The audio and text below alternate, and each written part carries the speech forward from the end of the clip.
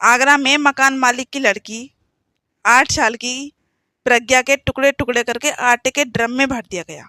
दोस्तों ये घटना है आगरे की, जहाँ पे सुनील ने, जो कातिल है वो सुनील है, और यहाँ कातिल ने प्रज्ञा के टुकड़े टुकड़े करके आटे के ड्रम में ठूस ठूस के भर के और ऊपर से आटा गिरा दिया।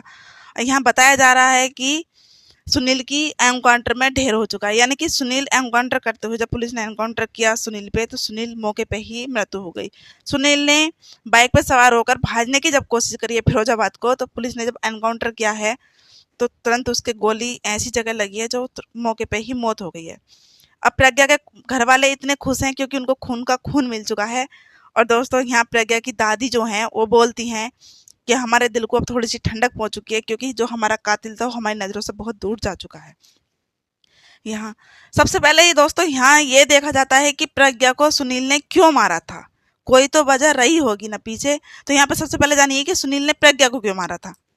सुनील ने प्रज्ञा के पापा का जूतों का कारोबार था। प्रज्ञा के 2 मकान थे, जहाँ प्रज्ञा का एक परिवार रहता था, दूसरी जगह जूतों का कारोबार था नीचे, और ऊपर उन्होंने किराए पे कमरे दिए हुए थे। उसमें ही सुनील रहता था। सुनील पहले अकेला रहता था, उसके बाद सुनील अपने माता पिता को और अपनी बीवी को भी ले आता है साथ में। किराए पे रहते रहते बहुत दिन हो चुके थे। अचानक से सुनील का कारोबार, मतलब सुनील की नौकरी चली जाती है। सुनील की नौकरी जाने के बाद में सुनील की बीवी भाग जाती है, और सुनील की जो दादी मतलब माँ होती है वो सुनील की खत्म हो जाती है, यानी कि मर जाती है। अब सुनील का यहाँ बैलेंस डाउन होता है, यानी कि पैसों की कमी तो हो ही जाती है। नौकरी जाने के बाद सुनील की आर्थिक स्थिति बहुत खराब हो चुकी थी और सुनील बहुत परेशान था। प्रज्ञा के पापा यहाँ पैसा मांगने जाते हैं अब से 11 दिन पहले सुनील से कि सुनील मुझे पैसे दे दे किराए के। यहाँ पे सुनील की आर्थिक स्थिति इतनी खराब थी कि सुनील पैसे देने से इनकार कर देता है कि अभी मेरे पास पैसे नहीं है। यहाँ पे प्रज्ञा के पापा सुनील को थप्पड़ मारते हैं और कमरे का ताला लगा के चले जाते हैं।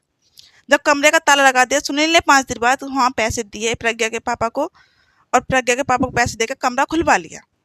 अब यहाँ पे सुनील के दिल और दिमाग में एक तो गुस्सा था कि उसकी बीवी भाग गई, दूसरा गुस्सा था कि उसकी मम्मी भी खत्म हो गई, और तीसरा गुस्सा यह था कि उन्होंने प्रज्ञा के पापा ने पूरे मोहल्ले के सामने उसको थप्पड़ मारा था, यानी कि उसे बहुत तेज का गुस्सा आया हुआ था उस टाइम। वो गुस्से में चूर चूर था। यहाँ पे प्रज्ञा खेलने के लिए घर से निकलती है, शायद 24 मार्च को। जब प्रज्ञा घर से खेलने के लिए निकलती है, प्रज्ञा चौराहे से ही गायब हो जाती है। अब प्रज्ञा ना तो इधर जाती है ना ही इधर जाती है। प्रज्ञा को देखने में हलचल मच जाती है। मतलब प्रज्ञा को ढूंढने की वजह से प्रज्ञा के पापा ने पुलिस सिक्योरिटी इतनी लगा दी थी कि आने जाने वाली जो सवारी थी उनमें भी चेक इन शुरू करवा दिया था। यहाँ पे चेक इन होते होते सब, मतलब वहाँ जो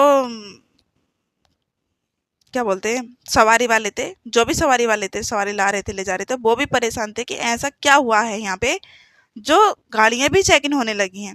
पुलिस ने बताया कि यहाँ पे एक छोटी बच्ची है 8 साल की, वो गायब हो चुकी है, इसलिए हम सब गाड़ियों को, आने जाने वाली गाड़ियों को छानबीन निकाल रहे हैं ताकि हमारी बच्ची हमें मिल जाए।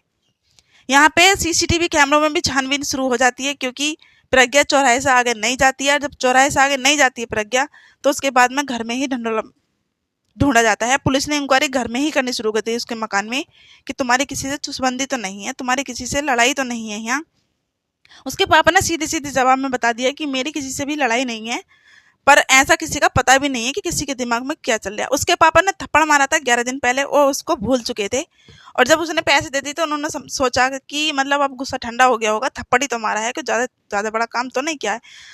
बट सुनील को उस चीज़ का इतना गुस्सा था, सुनील ने उस लड़की को पकड़ा है, पकड़ के मारा है, मार के छोटे छोटे कत्लों में उसको बनाया है, और जो आटे का ड्रम था उसमें ठूंस ठूंस के उसको भर के ऊपर से आटा भर दिया था। सुनील को सबसे ज़्यादा गुस्सा आया था कि उसको भरी पंचायत में थप्पड़ मारा था। यहाँ दोस्तों गलती सुनील की है तो बहुत, क्योंकि बेटी की जान नहीं लेनी थी, हमला करता उसके पापा पे करता, या फिर एक आध दिन के लिए वो लड़की को किडनैप कर लेता, गायब कर देता, या 1-2 घंटे के लिए उन्हें डराने के लिए कम से कम बच्ची को, जो प्रज्ञा है उसको छुपा लेता, कहीं उनको डरा देता, बट उसकी जान नहीं लेनी चाहिए थी। पिता उसके थप्पड़ की वजह से उसने उनकी बेटी की जान ले ली, और उस जान के बदले में जब पुलिस एनकाउंटर करता है तो उसका भी ढेर हो जाता है, यानी कि वो भी मर जाता है सुनील। ना घर का रहा, ना घाट का, ना बीवी रही, ना माँ रही, ना रहा अब सुनील। ये दोस्तों आगरे की घटना है, और हो सके तो ज़्यादा ज़्यादा शेयर करना और सभी को बताना। ऐसा ना करें, गुस्से को कंट्रोल करना सीखो भाई। तुम खाते क्या हो जो तुम्हें इतना गुस्सा आता है, मुझे ये पता नहीं चल रहा है।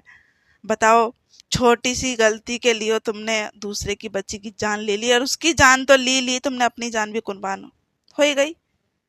वो तो भाग रहा था सुनील, सुनील को नहीं पता था कि मैं मर जाऊंगा या फिर मर, उसको पता था कि 1 आध साल की जेल होगी, पर इतनी बड़ी चूसबंदी। भाई किराएदार हो तो सही से होने चाहिए। और भाई सबसे मेन पॉइंट तो ये है, जब किराएदार ने 1-2 महीने पैसे नहीं दिए, उसकी नौकरी छूट गई, थप्पड़ नहीं मारना चाहिए था, है ना। इतनी पुलिस सिक्योरिटी अब लगाई है, काश पहले एप्लीकेशन जमा कर दी होती कि ऐसे ऐसे इस नाम का लड़का है और अभी किराया नहीं दे रहा है, और जब भी किराया देगा हम एप्लीकेशन वापसी ले सकते हैं, और कभी भाग जाए तो आप इसको ढूंढ के मेरा किराया दिलवा देना। कहाँ से लाता पैसे वो, गरीब था तभी तो बाहर कमा रहा था। यहाँ पे कुछ लोग ये सोच रहे हैं कि उसका मतलब क्या बोलते हैं, कुछ सोशल मीडिया पे ये चल रहा है कि बलात्कार हुआ है उसका, उसके संग दुष्कर्म हुआ है। ऐसा नहीं था। यहाँ पे बस प्रिया, मतलब जो प्रिया है, उसको सिर्फ उसने छुपाया था, मारा था, और उसके साथ बलात्कार नहीं किया था। प्रिया पोस्टमार्टम जो होके आया उसमें बताया गया कि उसको बस धारदार तलवार से मारा गया था, मतलब चाकू से काटा और मार के उसको ड्रम में भर दिया, उसके साथ बलात्कार नहीं हुआ था। इस चीज में इसने सप्लाई दिखाई है, पर इसको भी नहीं पता था कि मैं मर जाऊंगा और मैं इस दुनिया से भी चला जाऊंगा। तो मेरा बस कहानी सुनाने का इतना से महत्व है कि सुरक्षित रहो, ध्यान रखो, अपनी बहन बेटियों पे कहीं भी मत जाने दो। और ज्यादातर ये 8 साल से 14-15 साल तक की लड़कियों के साथ ज्यादा हो रहा है। एक कहानी और लेके आने वाली हूँ मैं, उसको जरा ध्यान से सुनिएगा। तो अगली वीडियो बनाऊंगी इसके लिए। तब तक के लिए राधे राधे, जय हिंद, जय भारत।